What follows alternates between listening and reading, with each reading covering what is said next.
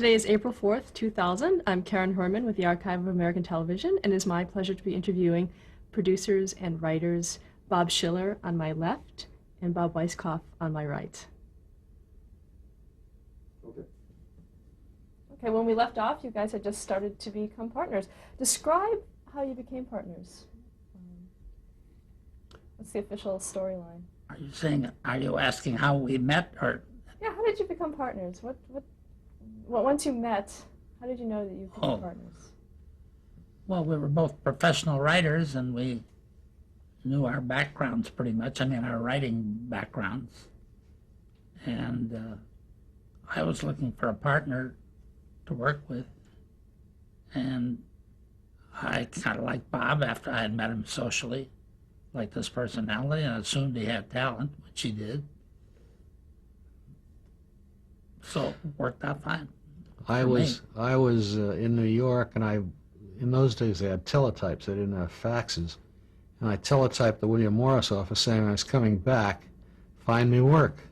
And at that moment, Bob happened to be in the office when that teletype came through, and the agent said, Schiller's coming through, and blah, blah, blah, and that's how we started working together. It was fate. Kismet. Did you know of each other's credits and writing? All comedy writers know about all other comedy writers' credits, yeah. There's a small community, very small. In those days, there may have been 100 or at the most 200 comedy writers. Oh, I don't think there were that many. Probably. Now there are that many on a comedy show. Now, what made you search for partners? Why was it important to have a partner? It's lonely. It's lonely writing alone, particularly in comedy. You have somebody to bounce against, and you're never sure it's funny. You want some approval. I was looking for reassurance. And you have to be considerate of the personality. Bob and I have a thing, if we don't like it, we say, let's give it another minute. That means it stinks. Let's try something else. Talk about the first time you wrote as a team. What show did you work on? Was that, it was Make Room for Daddy. Danny. What was it, Daddy or Danny? Make Room for Daddy. Make Room for Daddy. Starring Danny Thomas. He had done all but one of his shows that he had been contracted for. And he was looking for a partner to work on the last show, and I came along and did it with him. It worked out very well. So you did one episode for that? That's right. And that's all he had contracted for. Did we do a radio show for Eve Arden, for Yes, our Miss Brooks? We did one, yes. Was that very early on in your partnership? Yes, right after we did the Danny Thomas thing, we were looking for work. Around that same time, we were looking for kind of permanent work. Did you work on Our Miss Brooks for television? No. You also worked on something called That's My Boy early on. That's My Boy was with Eddie Mayhoff. Eddie Mayhoff, and That's My Boy. He was a very funny man, but he was, he's no longer with us. He was paranoid. A lot of comics are paranoid. And we had heard terrible stories about Mayhoff, so we put in our contract that he couldn't speak to us. It was kind of desperate of us. We just didn't want to get involved with some nut. And he couldn't speak to us, but then he would come up to us and say, can I speak to you?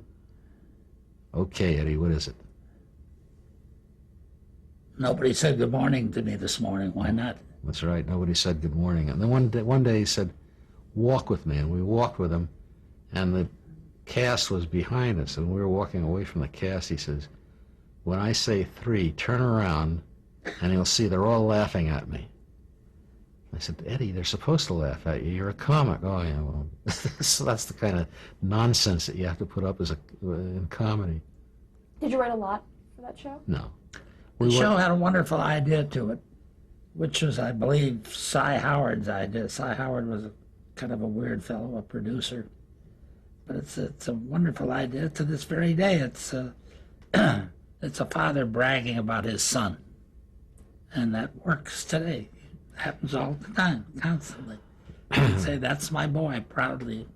The son was a geek. The son was played by Gil Stratton, who's a sports announcer at CBS now. But he was inept. And here was father who was jarring Jack Jackson. That was stage name on the show, who was an all-American football player, and he had this wimp of a son, and it was an interesting combination. You also worked on My Favorite Husband. You did an episode of that. Did we do that? We did one episode of Favorite Husband, not with Lucille Ball, with the blonde lady. What was her name? Very pretty. With Nate Monister and Sal Sachs, don't you remember? Yeah, I remember that. She didn't get a call for the first time. No, she was pretty, and I can't think of her name. The guy was in the army with him. God damn it, with me.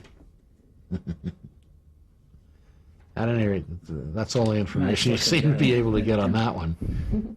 You also worked on the Bob Cummings show. We did one. Through Paul Henning, yes. And then later on, Bob Cummings appeared on a Lucille Ball 1 hour show, which was very funny. I saw it recently. It was repeated about a month or so ago. We did all those shows. All of Lucy-Desi Comedy Hours, among other things. You also worked on Professional Father. Yeah, that was a very short-lived radio thing, wasn't it? Or was it television? So. Oh.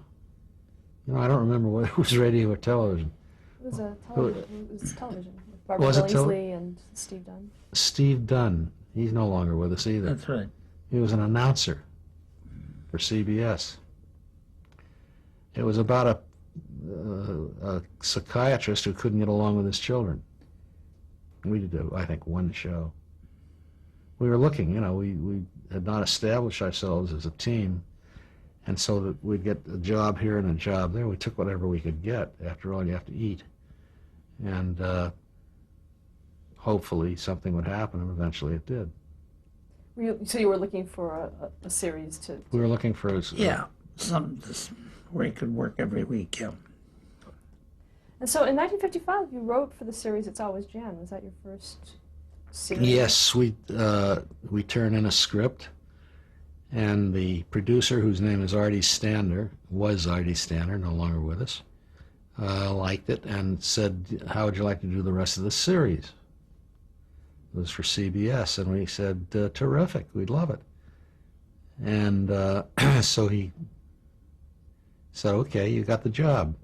And we got a contract. It was our first long-term contract. And he was... I don't know if you remember it. He liked everything we did, and he was wonderful until we signed the contract, and he said, now I'm going to be difficult. And he was. What happened is he that rejected everything we threw at him. We couldn't get a story past him because he was always on the telephone with Jan Page, with whom he later married. They were having a love affair. And working out details for her dressing room at what was then Desi Lou. And we're sitting, and every time he'd call Jan or she'd call him, he'd ask us to leave the room, and we'd leave the room. And one day, it was very frustrating. And one day I opened the window. It was a very hot day. It was before air conditioning over there, and they had the window open, or Bob opened the window. Yeah. I opened the window, and I said, do you want to jump first, or do you want me to jump first? And I looked out the window, and there was Jess Oppenheimer, his ex-roommate, who was then the producer of I Love Lucy, and he saw us. And he says, I was just thinking of you guys. He says, I'm going to put on a team on I Love Lucy. How would you like to do that? He first said, but you guys are signed up with That's right. with Janice Page, and we said, bullshit. Get us off that thing. We hate it. So he did. He said, who's your agent? We said, the Morris office. So I said, I'll call him. So afterward, when we said goodbye to Jess, Bob and I decided we better call the Morris office and alert them. By the time we called them, Jess had already called the Morris office. And gotten us out of our contract with Artie. Artie was sympathetic. He accepted that. And the rest, as they say, is hysterical. Now, how far into the run was I Love Lucy when you joined? I think it was the 4th year or the 5th year. 4th year, yeah. How familiar were you with the show? Fairly familiar. Everybody was. Everybody is. I mean, who doesn't know Lucy? You know, the sun never sets on a Lucy show. It's like the British Empire. But I always marvel at the fact that Jess and Bob Carroll and Madelyn, then Madelyn Pugh, did every show every week for 4 years without any help.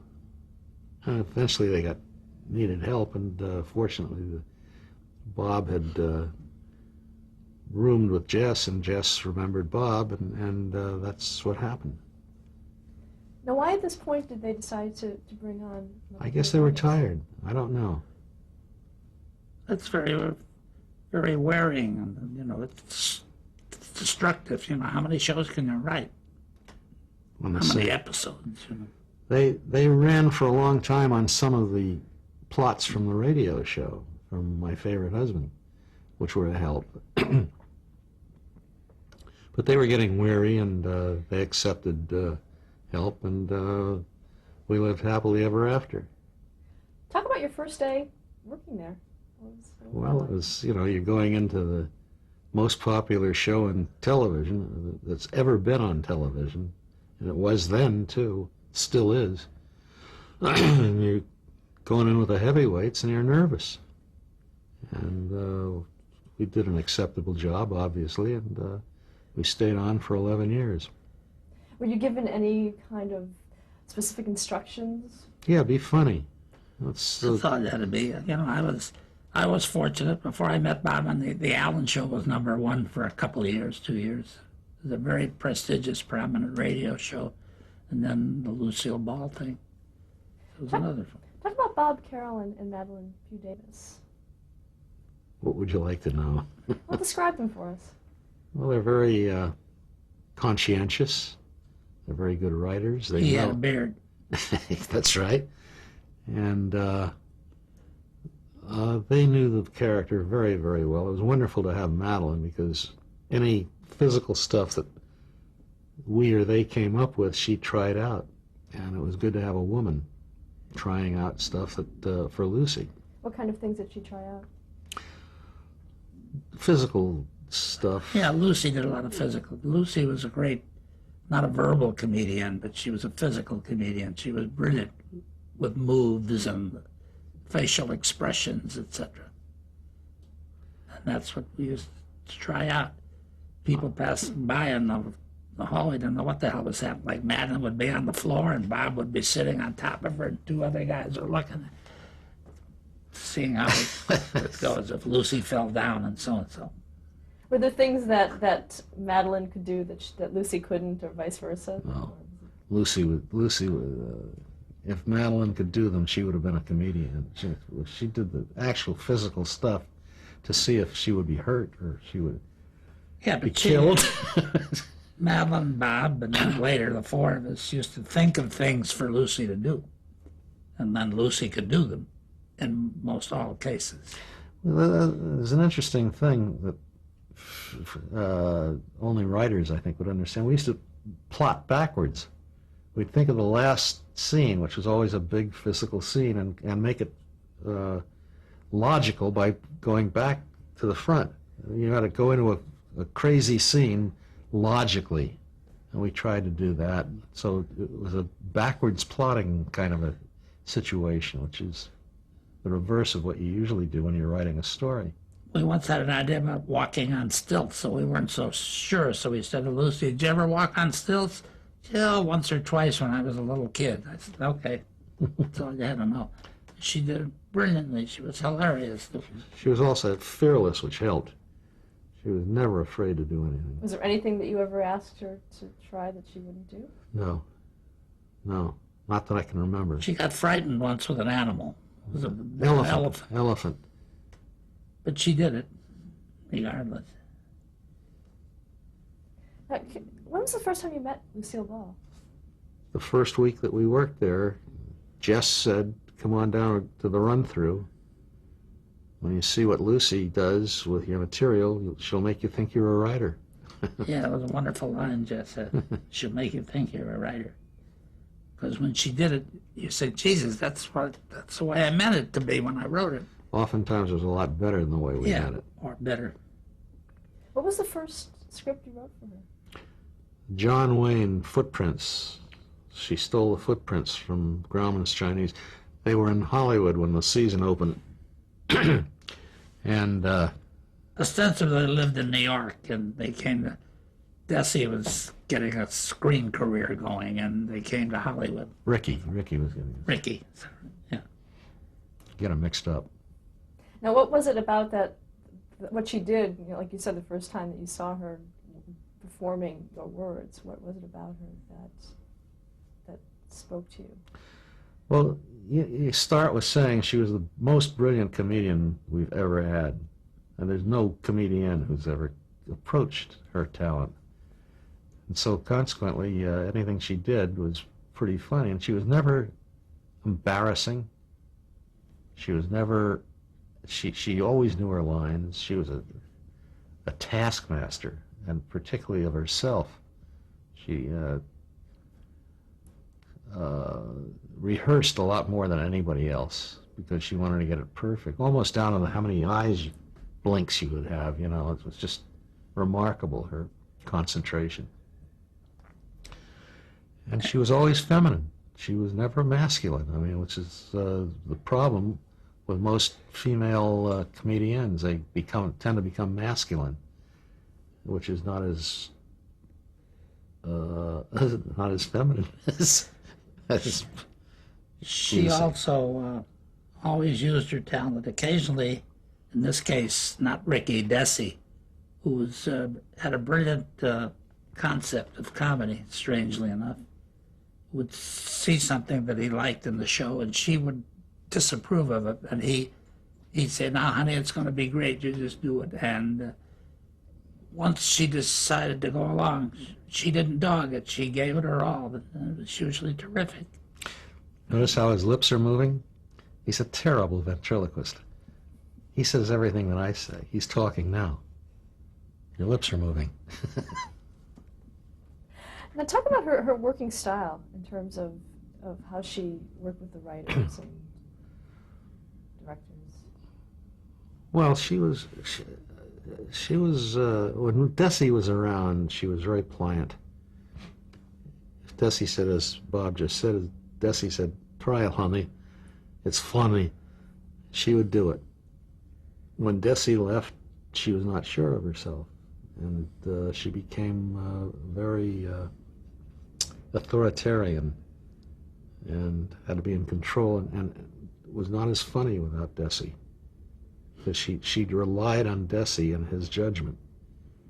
And it was a very good thing that she did, because he was generally right.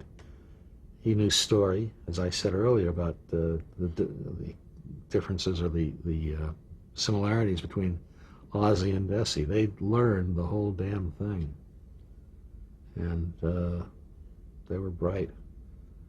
But she would depend on him.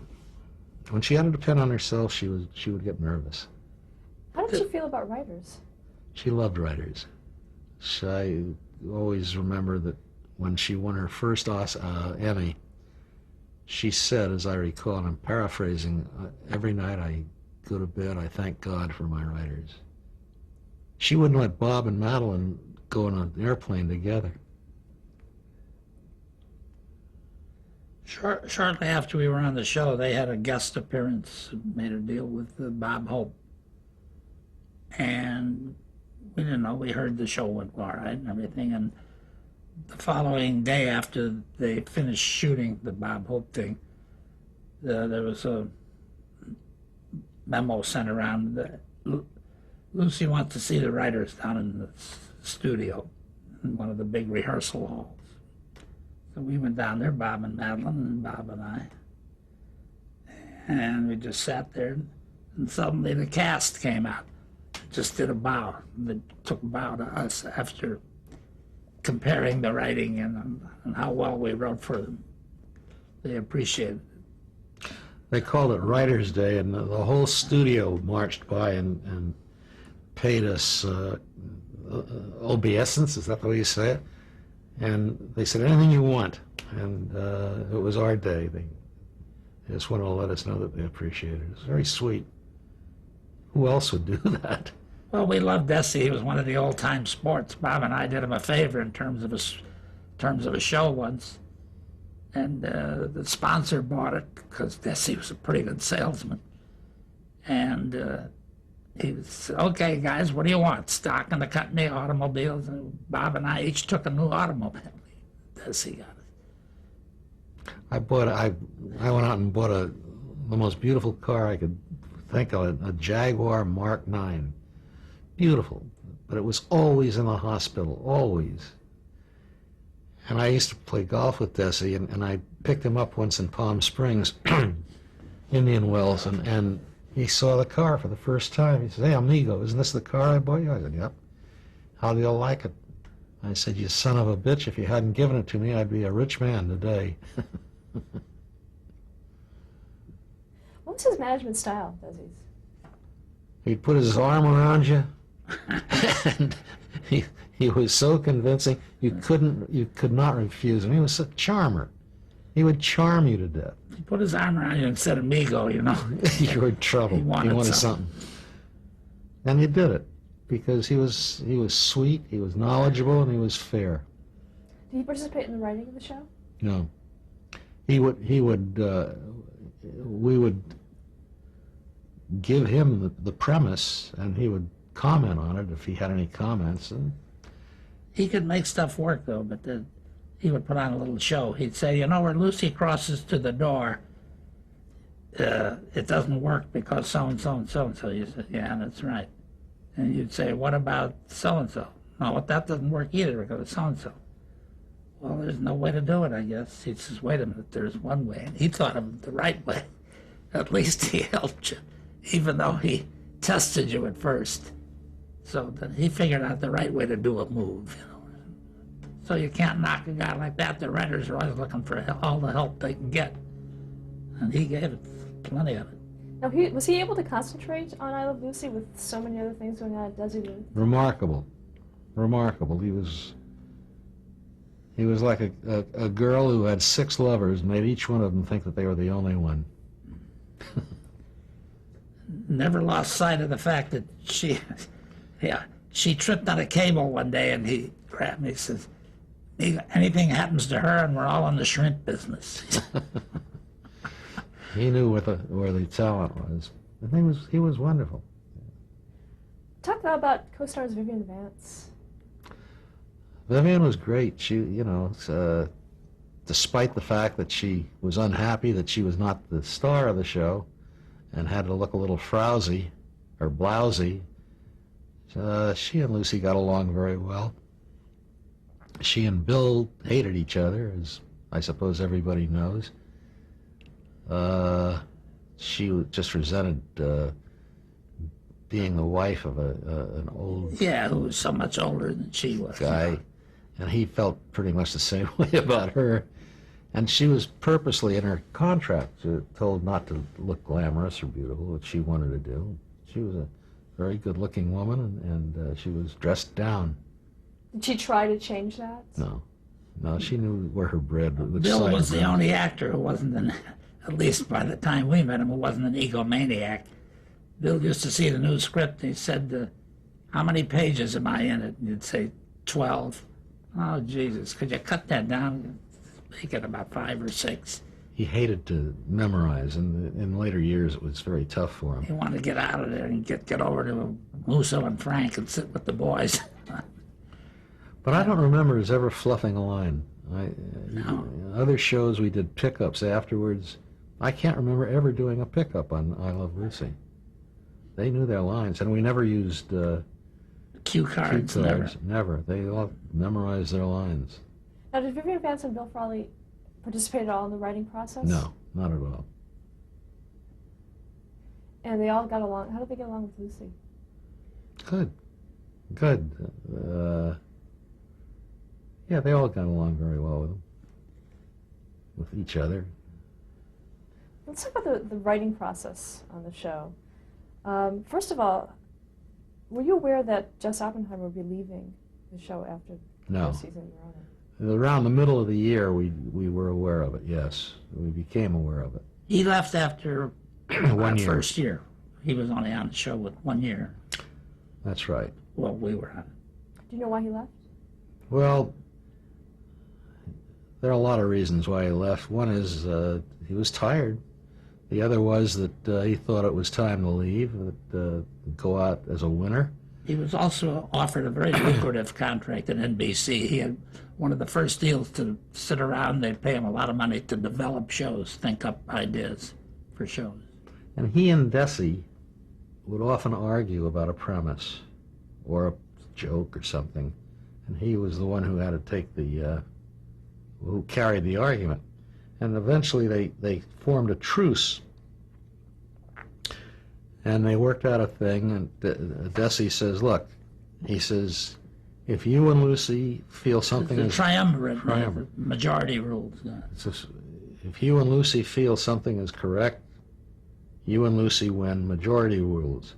If Lucy and I think something is this way, Lucy and I think majority rules, that rules. Okay. So Jess is walking out the room, he says, wait a minute. Suppose you and I agree on something and Lucy doesn't. He says, who rules? He says, Lucy, the majority. Majority rule. Lucy. Is that pretty much the case? Yeah. Yeah. Oh, sure. Lucy got her way, pretty much. Well, sometimes she was wrong, and you talk her out of it, you know. Sometimes she was right. We did a show with her after Desi left with Danny Kaye was the guest. And she first loved the premise. And we heard her laughing because the director read it to her aloud in the dining room over at Fox. And she was Paramount, and she was laughing. And then about 3 or 4 days later, she wanted to see us. Lucy didn't have the manners of a Desi. We walked in, and she said, what else have you got? I said, what are you talking about? I mean, I want to do another show with Danny Kaye. I don't like that. We said, you just loved it the other day. We heard you laughing. Well, I changed my mind. I don't want to do it. Well, see what you can do this afternoon. There was another fellow on the show, Milt Joseph's, where he said, get with Milt, discuss some ideas, and we'll meet in the morning. So we discussed things with Milt. He couldn't come up with anything more, and neither could we, because we liked what we had. So the next morning we met, and